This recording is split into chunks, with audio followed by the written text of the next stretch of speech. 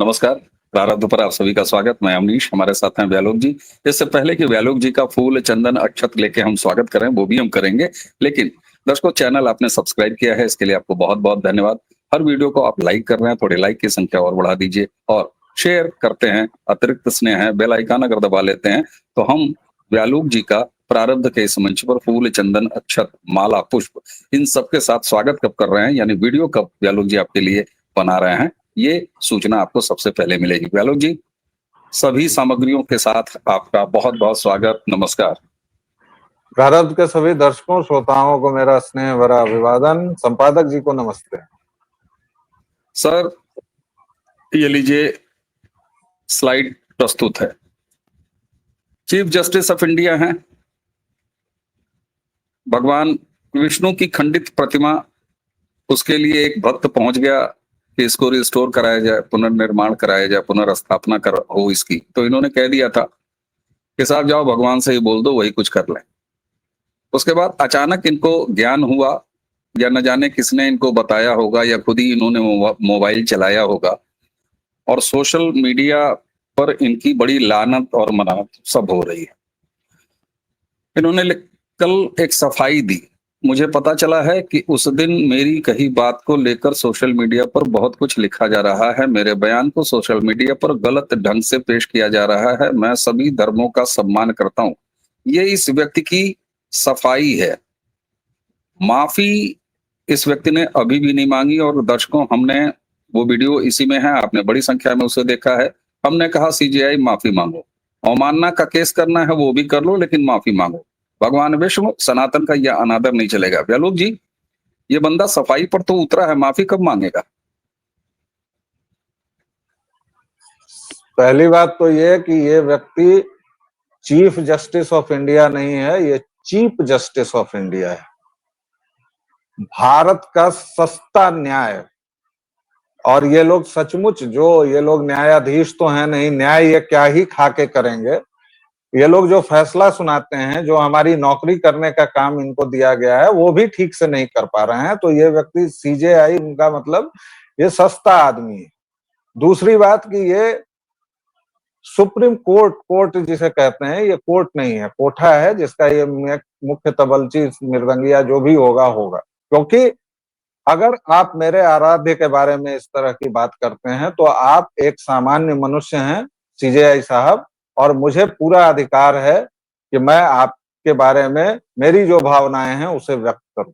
और ये freedom of expression भी है, आप संविधान के जानकार हैं, तो ये मेरा फ्रीडम ऑफ एक्सप्रेशन है साहब। आपको अगर मानहानि का मुकदमा करना है तो कर लीजिएगा, लेकिन मैं अपनी वाक स्वातंत्र के तहत आपको तब तक धर्षित करूंगा जब तक आप माफी नहीं मांग लें। आपका अहंकार देखिए साहब, आपका वह छद्म अहंकार, वह झूठा अहंकार जो आपके काले कोट ने आपको दिया हुआ है, और आपकी आत्मा उससे भी काली है। मेरी बात को तोड़ा मरोड़ा गया, और मैं सभी धर्मों का, सभी धर्मों क्या होता है, बकवास करते हैं आप। सभी धर्मों क्या होता है? अव्वल तो धर्म एक है, सनातन। उसके अलावा तो सब राजनीतिक विचारधाराएं हैं, पॉलिटिकल थॉट्स हैं। चाहे वो ईसाईयत हो, चाहे वो इस्लाम हो, चाहे यहूदीवाद हो, चाहे मार्क्सवाद हो, ये सब के सब एक पॉलिटिकल थॉट्स हैं। धर्म तो एक है, सनातन है साहब। और आप कह रहे हैं मैं सभी धर्मों का सम्मान करता हूं। आप जो तथाकथित नव बौद्ध बने हैं, वैसे आप हैं क्रिप्टो क्रिश्चियन जनाब। लेकिन आप जो ये नव बौद्ध की ये करते हैं, बुद्ध कौन थे साहब? हमारे दशावतार में हैं। और बुद्ध चरित आपको खैर पढ़ने लिखने से तो क्या मतलब रहा होगा, बाप इतने बड़े आदमी थे, ताऊ कुछ रहे होंगे, तब आपको जल्दी जल्दी हाई कोर्ट में लाके और फिर सुप्रीम कोर्ट में भर्ती करवाए, उसके बाद आप सीजेआई बने। भले आप झूठ पर झूठ बोलते रहे। मेरा सफर झुग्गियों से हुआ। कितने झूठे हैं यार आप, शर्म नहीं आती है? सफेद झूठ बोलते हो। 2 बार राज्यसभा में, 3 जगहों का राज्यपाल, और आप झुग्गी चले गए। बाप से झगड़ा कर लिए थे क्या? तो आप जो हैं सरकार, ऐसा है कि चुपचाप माफी मांगिए। ये जो लीपापोती चल रही है ना कि मेरी बात को तोड़ा मरोड़ा गया, आप मुझे एक बात बताइए, आप किसी दरगाह, आपने कहा, और ये पूरी बात आपको मैं इसलिए संबोधित कर रहा हूं सीजेआई साहब, कि आप ये न कहें कि तोड़ा मरोड़ा गया। मैंने आपका वो पूरा बयान पढ़ा है। आप उस बयान को क्यों दे रहे हैं? क्योंकि उसी में आप आगे कह रहे हैं कि यह तो एएसआई द्वारा प्रोटेक्टेड है, उसको कहना पड़ेगा, करना पड़ेगा, तो ये मामला अब नहीं आएगा। और आपने उसको पीएलआई को क्या कहा है? पब्लिक इंटरेस्ट लिटिगेशन की जगह आपने कहा कि ये पब्लिसिटी इंटरेस्ट लिटिगेशन है। हिंदुओं के जितने मसले हैं सब पब्लिसिटी स्टंट है। आप इस देश का खा के, हमारे पैसे से पल के हमारी थाली में छेद कर रहे हैं। आप ये बताइए, इसमें पब्लिसिटी स्टंट है, ठीक है, समझ लिए। कश्मीर में जो 3 लाख हिंदुओं को मारा गया, जलावतन किया गया, भगाया गया, रालिव गालिव चालिव के नारे लगाकर मस्जिदों से एलानिया तौर पर बताया गया, उनको भगाया गया, वो मुकदमा जब आपके कोठे पर जाता है तो आप जैसे मृदंगिया तबलची कहते हैं कि बहुत समय बीत गया। 84 में सिख विरोधी दंगे हुए थे साहब, 30 साल बाद खुले, सजा हुई, क्या क्या हुआ, उसको तो किसी ने नहीं कहा। मतलब हिंदू क्या सचमुच 8वें दर्जे के नागरिक हैं? वो हैं, मुझे पता है। लेकिन आप लोग इतनी हिंदू घृणा का प्रदर्शन क्यों करते हैं? भाई आपका किसी हिंदू ने क्या बिगाड़ा है? आप सीजेआई हैं। इस देश के 4-5 जो सबसे महत्वपूर्ण व्यक्ति हैं 140 करोड़ जनसंख्या में, उसमें आप हैं। आप चलते हैं तो सड़कें खाली करवा दी जाती हैं। आपका मन होगा तो आप जहां कुर्सी लगा देंगे वहीं इजलास हो जाएगा जनाब। चलते फिरते खुदा मियां हैं इस धरती के, और आपको इतनी घृणा हिंदुओं से, जिन हिंदुओं ने आपको इतनी सुविधा दी हुई है। इसलिए अवनीश जी, ये सब लीपापोती है, और इनके इतने ही कुकर्म नहीं है, इनके कुकर्मों की लिस्ट बहुत ये है, अभी फिर से बातचीत में मैं दोहराऊंगा। लेकिन लीपापोती नहीं, सीजेआई माफी मांगो, माफी। बिल्कुल, इसीलिए मैंने माफी मांगने की बात कही और कल भी हमने चर्चा किया। और दर्शकों, हम फॉलो करते हैं, हमारे आराध्य की बात है। और अगर आपको एहसास हो गया आप सफाई पे उतर आए हैं तो माफी पर आपको आना पड़ेगा। और मैं तो कहता हूं, हटाओ इस आदमी को जो इस देश के बहुसंख्यक की भावनाओं का इस तरीके से अनादर करता हो, झूठ पर झूठ बोले जाता हो। शपथ के पहले कभी कहा कि मैं पहला दलित सीजेआई हूं, उसके बाद अचानक याद आया, अरे मैं तो पहला बौद्ध सीजेआई हूं।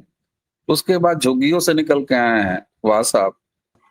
मैंने ये जरूरी समझा कि जरा एक और बात दिखाऊं। आप देखिए, ये मीनाक्षी जोशी जी हैं, दर्शक भी जानते होंगे, पत्रकार हैं। इनकी 4-5 लाइनें ब्यालोक जी, मैं तुक समझता हूं कि इसको अपनी चर्चा के दौरान रखा जाए और बात इससे आगे बढ़े।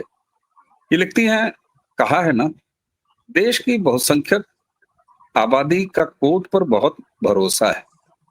सिर्फ भगवान से ही प्रार्थना करनी होती तो कोर्ट में कोई केस जाता ही नहीं। कोई कितना भी शिक्षित क्यों न हो, व्यक्ति को अहंकारी नहीं होना चाहिए। ये जो इन्होंने मीनाक्षी जी ने लिखा है ब्यालोक भाई, मैं इसे दूसरे तौर पर देखता हूं। और वाकई सीजीआई साहब, अगर सब कुछ भगवान को ही कर लेना है तो फिर हम काशी का मुकदमा वापस लेते हैं। हम अपना काम उस ढांचे की तरह करना शुरू कर देंगे, फिर आपके फैसले का वेट नहीं करेंगे। अयोध्या वाला याद है ना आपको? और फिर हम मथुरा में भी यही काम करेंगे। भगवान जी खुद देख लेंगे, उनके भक्त खुद देख लेंगे। अगर ये तर्क उठा के इनके मुंह पे पोत दिया जाए सीजीआई के, तो कैसा रहेगा? दर्शकों, आप भी बताइएगा कैसा रहेगा। ब्यालोक जी तो इसको व्याख्यात करेंगे। देखिए, ऐसा है कि ये क्रिप्टो क्रिश्चियन व्यक्ति जो भी है, कल ही देखिए, ये लोग तो लॉर्ड विष्णु कहते हैं, मतलब हमारे भगवान को भी अपमानित करते हैं बार बार। इनके लॉर्ड और सामंत और नाइट बन जाते हैं हमारे भगवान भी। लेकिन भगवान विष्णु का चमत्कार देखिए कि नंगों को वो और नग्न कैसे करते हैं, ये जरा देख लीजिए। कल एक और मामला इसी सीजेआई की बेंच में गया है, और वो मामला था फादर एडविन पियाग्रेज का, जो ओबियसली केरल के फादर थे, यानी प्रीस्ट थे। और जैसा कि प्रीस्ट लोगों की हरकतें होती हैं, उन्होंने एक माइनर का हल्का फुल किया था। और इससे मैं इस जघन्य कृत्य को कहीं भी कमतर नहीं कर रहा हूं। दर्शकों, श्रोताओं, मेरे शब्दों से मेरी पीड़ा को कम मत आंकिएगा। लेकिन ये लोग जिस तरह से करते हैं, फादर मरक्कल याद ही होगा ना, जो 19 वर्षों तक करता रह गया, और इसको फिर पॉक्सो एक्ट में सजा हुई 20 साल की, फिर ये हाई कोर्ट की सीढ़ी चढ़ते हुए सुप्रीम कोर्ट तक पहुंचा। वहां इसको कहा गया कि भाई आपका जो सेंटेंस पेंडिंग अपील है उसको सस्पेंड कर दिया गया। ठीक, तो मैं ये पूछना चाहता हूं कि क्यों नहीं इसको भी कहा गया कि भाई तुम भी तो प्रीस्ट हो, जाओ लॉर्ड जीसस से प्रार्थना करो। उसमें फैसला क्यों सुनाया? भाई अगर लॉर्ड विष्णु को ही सब देखना है तो लॉर्ड जीसस तो आदमी थे, वो भी देख लें सब। कहने का मतलब ये है दर्शकों और अवनीश भाई कि हिंदू घृणा इस चीज को और किसी चीज से मत आंकिए। ये जो गहरे यहाँ बैठी हुई है ना इन क्रिप्टो क्रिश्चियंस के, हिंदू घृणा, हालांकि हिंदुओं ने इनका क्या बिगाड़ा है, इनके बाप दादा का क्या बिगाड़ा है मुझे नहीं पता, क्योंकि ये तो कम से कम 3 पीढ़ी से भाई बहुत सशक्त हैं। इनके पिता राज्यसभा के सांसद रहे हैं, 3-3 राज्यों के गवर्नर रहे हैं। अब इससे ज्यादा शक्तिशाली आदमी क्या होगा भाई? उससे ऊपर तो राष्ट्रपति होगा, बिल्कुल प्रधानमंत्री होगा, यही सब होगा। ये व्यक्ति भी बिल्कुल। अपनी हिंदू घृणा में ये भूल जाता है कि इस देश की बहुसंख्यक आबादी हिंदू है। इसलिए फिर से एक बार, हम्म, सफाई नहीं, लीपापोती नहीं, सीजेआई माफी मांगो जी। बिल्कुल डीजीआई साहब, देखिए लीपापोती से काम नहीं चलेगा, वरना इस तरह की अभिव्यक्ति की भावनाएं जो आपके सामने दिखाई दे रही है ना, फिर हम ही सब लोग कर लेंगे सब कुछ, भक्त कर लेंगे, भगवान कर लेंगे। हमारे यहाँ न्याय न्याय के भी देवी देवता होते हैं, बड़ा न्यायप्रिय हमारा सनातन है, हम वो कर लेंगे। इसलिए आप ये सोशल मीडिया बाजी बंद करिए। ये जो आपने लिखा है ना, मुझे पता है, आपको पता ही होना चाहिए। और एक चीज और बताऊं दर्शकों, अब कम से कम वो दिन आ गए हैं कि ये कंटेम्प्ट ऑफ कोर्ट चलाते थे, अवमानना में सजाएं देते थे। अब इनको पता चलने लगा है कि इस देश का लोकतांत्रिक मीडिया, जिसको मैं जन मीडिया कहता हूं, जो सोशल मीडिया है, वहां पर क्या बात होती है और कैसे लोग अब इनको इनकी बिसात दिखा रहे हैं। इज्जत पाना पड़ता है, अर्न करना पड़ता है। सीजीआई साहब, आप नौकरी कर रहे हैं, हम टैक्स पेयर्स के पैसे पे, समझ रहे हैं? कर्मचारी हैं आप, सरकारी कर्मचारी, जन सेवक हैं आप, जन सेवक, समझ रहे हैं ना?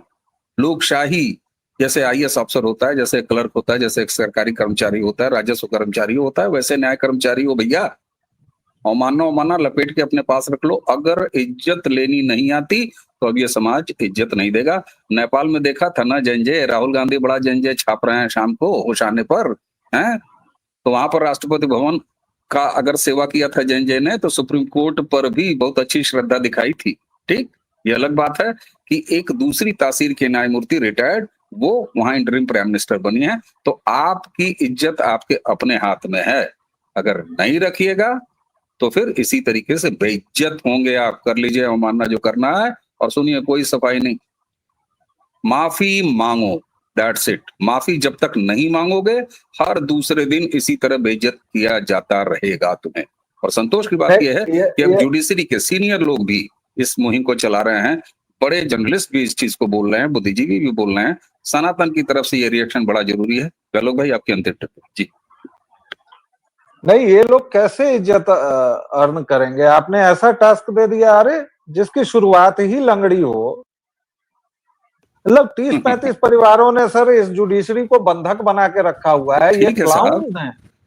ठीक है मैं साहब। ये कह रहा हूं, आप देखिए उत्तराखंड में, हाँ हाँ। एक बस उदाहरण दे रहा हूं, 7 वर्षीय बच्ची का हो मोमिनो गया। की, उसको ये लोग हाँ, छोड़ देते हैं। यही सुप्रीम कोर्ट ठीक, आया है ना, जबकि बिल्कुल उसको बिल्कुल हाई कोर्ट बिल्कुल में भी। और उत्तराखंड में लोग सड़कों पर उतरे हैं। आपकी आखिरी बिल्कुल। टिप्पणी आपने मांगी थी, मैं यही कह रहा हूं कि जेन जेड की बात छोड़िए, अगर उत्तराखंड में लोग सड़कों पर उतर रहे हैं तो सीजेआई को ये समझना होगा कि अगर वो चल रहे हैं, और दुनिया में हर समय सुरक्षा ही नहीं मिलती, कोई ठीक हिंदू बात। अगर दिल जला हो गया तो क्या होगा सर?